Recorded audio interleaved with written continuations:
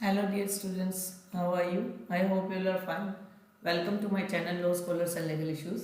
I am Advocate Vinita. I am presenting here again with another important topic that is related to IPC. देखिए students, last class जो थी IPC की उसमें हमने अच्छे से प्राइवेट डिफेंस के बारे में कंसेप्ट क्लियर कर लिया था। मेरी आवाज़ का थोड़ा सा अगर आपको इशू लग रहा है तो एक्चुअली मुझे थोड़ा सा कोल्ड हुआ है, उसकी वजह से आवाज़ में कुछ फ़र्क है, तो प्लीज़ थोड़ा मैनेज कीजिए। मैं ज़्यादा लेंथी लेक्चर भी नहीं बनाने वाली हूँ, लेकिन ये होता है कि अगर एक दिन भी लेक्चर नहीं आता तो आप जो स्टूडेंट्स रेगुलरली जुड़ रहे हो, एक लेक्चर की उम्मीद में जुड़ रहे हो, तो उनका किसी प्रकार का लॉस ना हो, इसलिए मैं एक छोटा सा लेक्चर आज के लिए अपलोड कर रही हूँ। तो चलिए, आज जो हम लेक्चर कर रहे हैं उसका नाम है अबेटमेंट। अबेटमेंट का जो प्रोविज़न है वो सेक्शन 107 से लेकर 120 तक दिया गया है। अबेटमेंट होता क्या है उसके बारे में हम थोड़ा सा ब्रीफ इंट्रोडक्शन लेंगे, उसके बाद हम आगे जो है बेयर प्रोविज़न से उसे कंटिन्यू करेंगे। चलो करते हैं आज का लेक्चर स्टार्ट। अगर हम नॉर्मल सेंस में समझें तो अबेटमेंट क्या है? अबेटमेंट का मतलब किसी को उकसाना है, आप किसी को उकसा रहे हो, उसे ही अबेटमेंट बोला जाता है। लेकिन अगर हम इसको अदर वे में देखें, अदर वे में अगर हम इसे देखते हैं, डिक्शनरी मीनिंग के हिसाब से देखते हैं कि अबेटमेंट क्या है, तो देख लेते हैं थोड़ा सा कि डिक्शनरी क्या कहती है अबेटमेंट के बारे में। तो जो डिक्शनरी मीनिंग है अबेटमेंट का,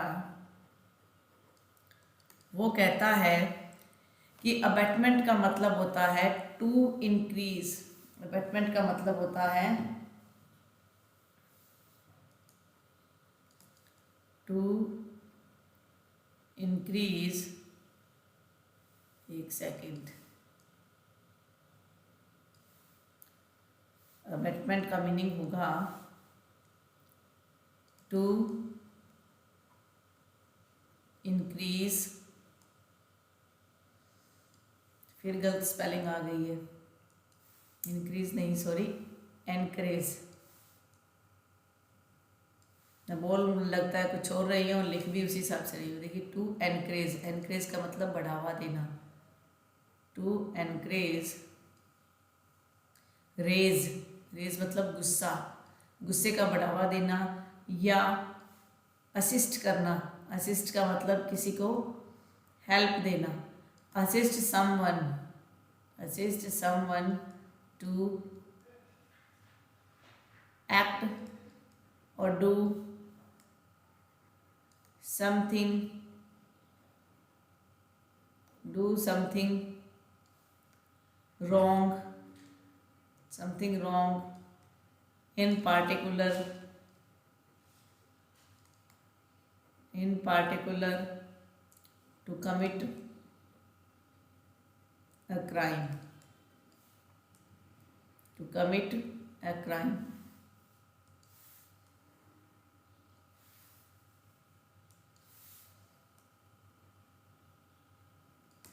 इसको समझ लेते हैं थोड़ा सा, ये क्या है। देखिए,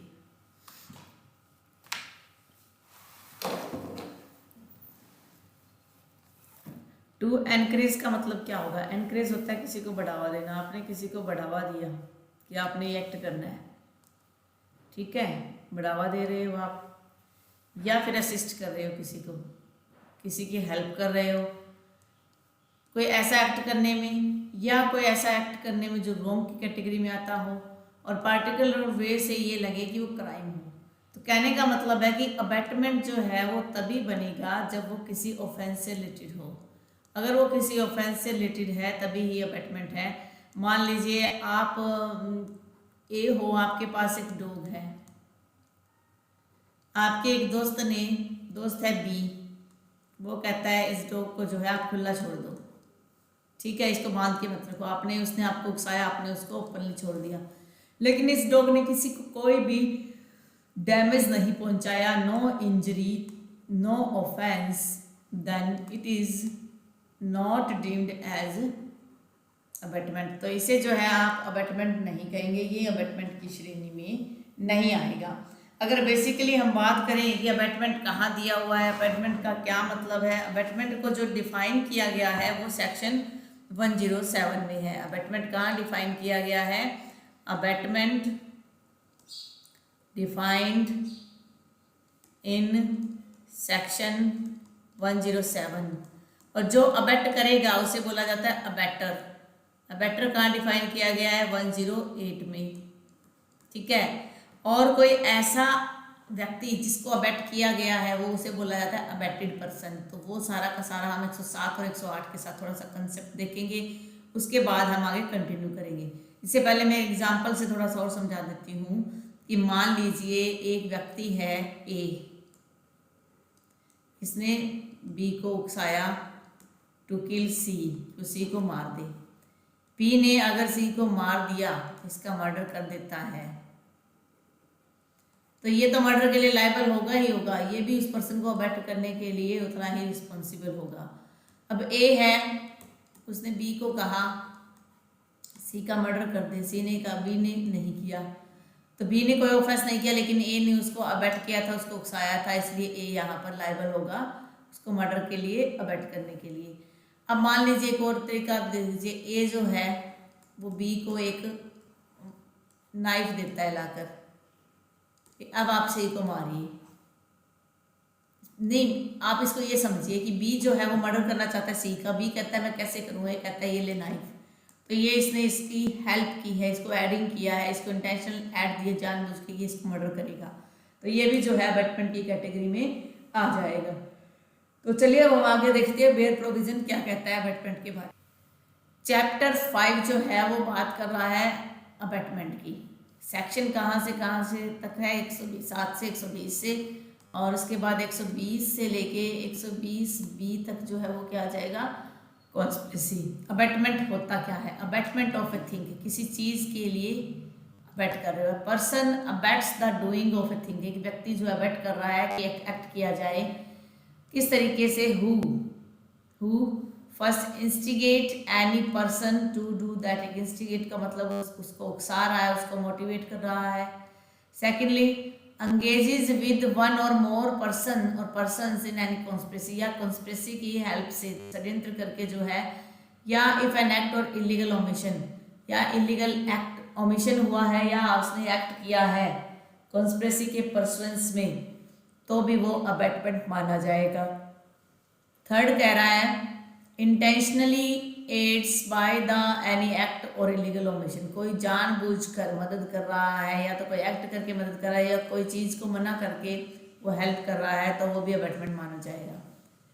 एक्सप्लेनेशन 1 कहता है कि पर्सन हु, एक व्यक्ति, बाय विलफुल मिसरिप्रेजेंटेशन, जो जानबूझकर गलत प्रेजेंट कर रहा है किसी दूसरे के सामने, बाय विलफुल कंसीलमेंट, और जानबूझ के कुछ छिपा रहा है, मटीरियल फैक्ट, मटीरियल का मतलब होता है एसेंशियल फैक्ट, कोई आवश्यक तथ्य है वो बताना था लेकिन वो नहीं बता रहा, which he is bound to disclose, जिसके लिए उसकी ड्यूटी है कि उसको बताना ही पड़ेगा। वॉलंटरी कॉजेज और प्रोक्योर्स, या उसको जानबूझकर उसका कारण बना है, उसको मदद कर रहा है, और अटेम्प्ट्स टू कॉज और प्रोक्योर, या वहाँ पर उसको अटेम्प्ट करने में मदद कर रहा है, थिंग टू बी डन, और वो अगर थिंग हो जाती है तो वो क्या करेगा? उसे इंस्टिगेट की कैटेगरी में आ जाएगा। जैसे public officer is authorized by a warrant from a court of justice to apprehended, एक पब्लिक ऑफिसर है, ये उसको अथॉरिटी मिली है, वारंट दिया गया कोर्ट ऑफ जस्टिस से, कोर्ट के द्वारा, टू अप्रीहेंड जेड, की वो जेड को गिरफ्तार करे। बी नोइंग दैट, बी जानता है, and also that C is not Z, B को ये पता है अच्छे भले से कि सी जो है इज नॉट जेड, जेड नहीं है। विलफुली रिप्रेजेंट्स टू ए, वो ए को क्या कहता है कि वो जो जेड है वही सी है।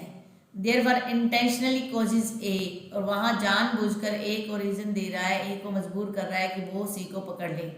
हियर बी ने अबेट किया इंस्टिगेशन के माध्यम से अप्रीहेंशन ऑफ सी को पकड़ने में, कि देखिए ए को जो है वारंट मिला, उस वारंट से सी को पकड़ना था, लेकिन बी को ये पता था कि सी जो है वो जेड नहीं है, वो जेड की ओर इशारा करता है और कहता है वही सी है, तो यहाँ पर इसने क्या किया? इंस्टिगेट किया है।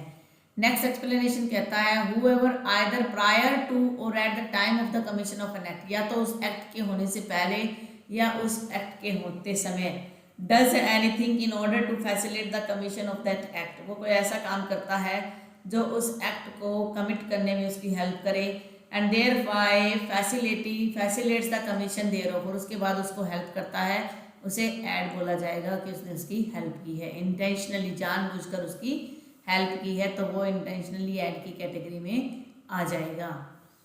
नेक्स्ट एक और प्रोविजन कर लेते हैं 108 सॉरी 108 के को, और देखते हैं कि फिर अगर 20 मिनट तक का लेक्चर बना उतना ही मैं बनाऊंगी, ज़्यादा लेंथी नहीं करने वाली।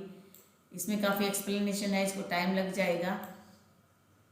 चलो इसकी जितनी भी एक्सप्लेनेशन हो सकती है उतना ही हम करते हैं। चलो कल की क्लास में हम 108 को कंप्लीट करेंगे। आज मैं छोटा सा लेक्चर अपलोड करती हूँ। मैं उम्मीद करती हूँ आपको ये पॉइंट जो है समझ में आ गया होगा।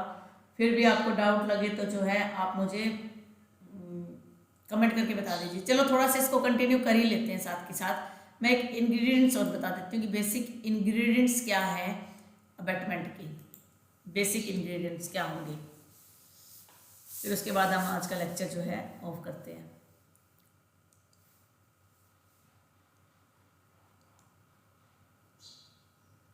Ingredients of abatement.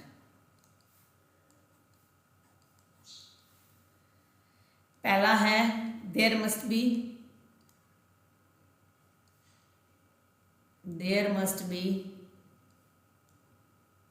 2 or more persons। Abetment में कम से कम एक या एक से ज़्यादा व्यक्ति होने चाहिए। जो अबैट कर रहा है, जो अबैटेड हो रहा है, दो तो जरूरी है। There must be अबैट,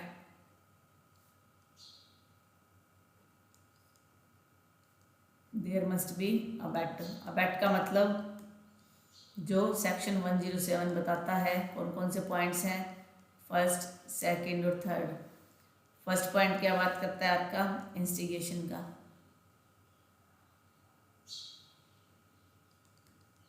second point क्या बात करता है आपका, कॉन्स्पिरेसी। थर्ड पॉइंट आपका क्या बात करता है, थर्ड पॉइंट कह रहा है आपको इंटेंशनल एक्ट। तीसरा पॉइंट ये कह रहा है। फिर इसका थर्ड इंग्रेडिएंट्स क्या आ जाएगा, थर्ड इंग्रेडिएंट्स आएगा कि the अबैटेड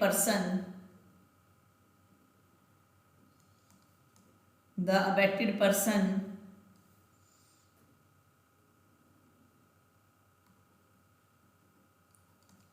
does the act which is an offense,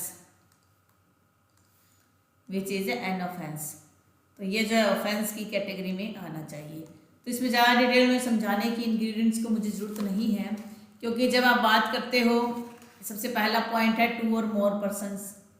2 or more persons को जो है हम करेंगे, अंडरस्टैंडिंग सिंपल है हमारी कि 2 व्यक्ति कम से कम हो या उससे ज़्यादा हो सकते हैं, इसमें समझाने की जरूरत नहीं है। फिर है अबैटमेंट क्या होगा, अबैट का मतलब उकसाया गया दिन 3 वे से। कल जो है हम सबसे पहले इस पॉइंट को उठाएंगे, इंस्टिगेशन को, और फिर कॉन्स्पिरेसी को उठाएंगे नेक्स्ट लेक्चर में, फिर इंटेंशनल ऐड को उठाएंगे। उसके बाद ही हम जो है 108 पर कंटिन्यू करेंगे। तो ये है हमारा आज का टॉपिक।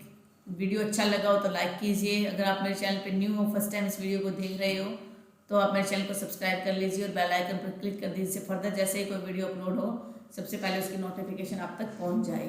कोरोना के इस टाइम पीरियड में आप अपने फैमिली मेम्बर्स का, अपने नेबरहुड का ध्यान रखिए। Stay home, stay safe, stay healthy. Thank you for watching and have a nice day.